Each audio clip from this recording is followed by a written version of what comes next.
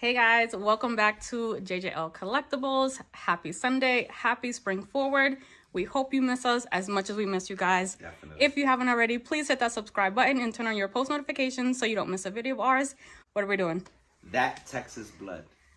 So pretty much inspired by my brother, Jose Cav 79. Make sure you follow him on Instagram. Yes.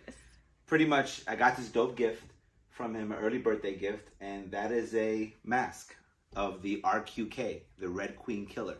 And it's actually an evidence bag. Inside of it are 3 pins, a queen piece, and the actual volume 3 of That Texas Blood, which is what we're going to go over today. Real simple. You know, I like to keep it short and sweet. So it's written by Chris Condon and Jacob Phillips, who is the son of the amazing Sean Phillips, who's part of the duo Ed Brubaker, Sean Phillips, some of the greatest books we've ever read.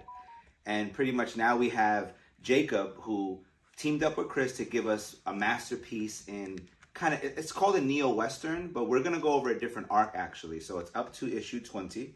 There's 2 Christmas specials, which are really hilarious and great as well. Yeah. Masterpiece.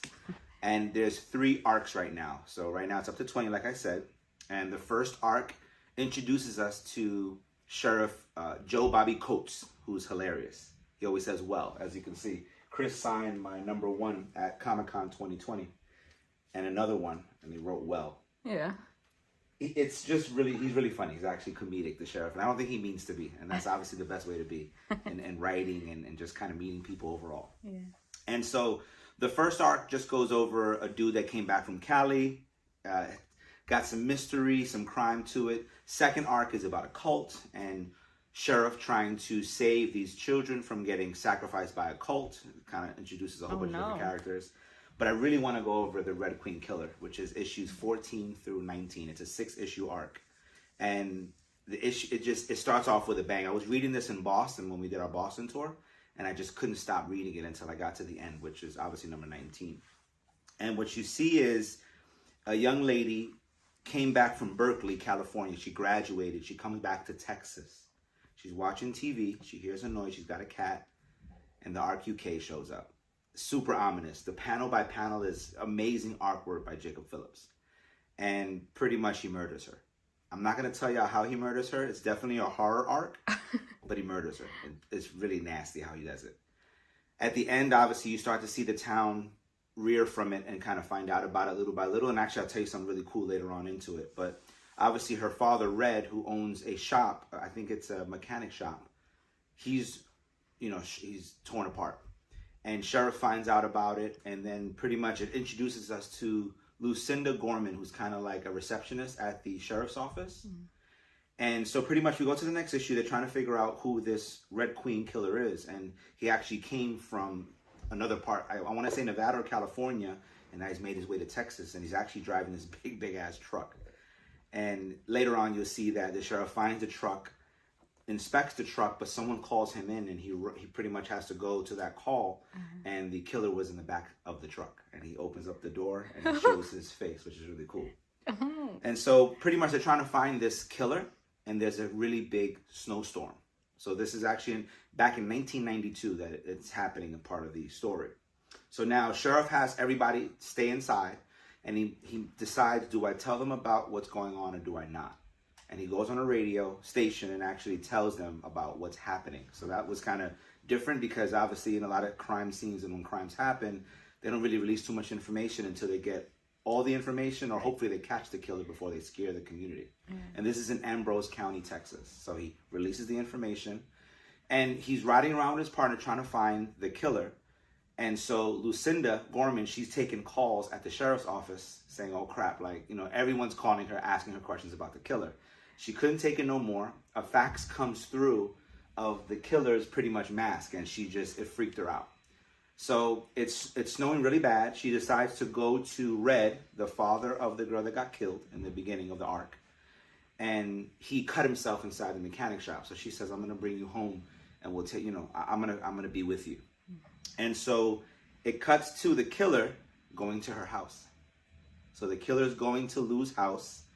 And there's a whole issue of him making a sandwich in her house, sitting on her countertop, removing the mask a little, upward past the nose, eating the sandwich, shaving himself with her shaving utensils inside of her bathroom. It's crazy.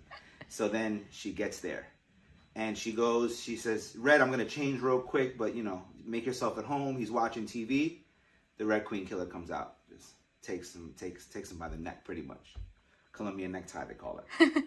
And obviously now we're starting to see, holy crap, like, and it's all building up from issues 14 to 19. All this is happening. Sheriff's looking around. There's also a side story about how the sheriff became the sheriff. And it's a little bit of a controversy because the sheriff that was before him was actually killed by his own brother in a role-playing scene from either World War or Civil War. And pretty much the brother, who's angry at the sheriff for some family reason, shoots him, kills him, and then kills himself. Sheriff Coates becomes the new sheriff, and they're kind of going through a little bit of an election in that community. So he's fighting a guy that wants to be the new sheriff, who obviously doesn't really know what he's doing. He's all about Flash. While, you know, Sheriff Coates is trying to figure out what's happening with the RQK, the Winter Storm, and now the RQK is at her home, at Lou's home, which is his receptionist. So he's rushing over to, you know, save her because over the radio he kind of gets a hint like, holy crap, RQK is in the house. So he rushes over, and she's fighting with RQK, the Red Queen Killer. She ends up kind of, you know, it's a back and forth battle like a lot of movies and books and stuff, and she ends up out in the snow in like a t-shirt and pretty much, I think, her panties because she was just coming out the shower. So she's struggling in the snow. RQK is slowly creeping up on her. And then towards the end, Sheriff shows up. I don't really want to tell y'all what happens, but it's just a great story. It's climactic, suspenseful, it's horror, it's a Western, and it's an amazing story. They're up to number 20. Number 20 is a Christmas special, and they're going to come back to it in August, and I believe it's going to be 40 issues, but big shout out to Chris Condon and Jacob Phillips for making a really great story. Y'all have to read it. We have a couple copies. We have some signed copies as well. Obviously, we have a CGC of it because I loved it that much that I had to get it graded.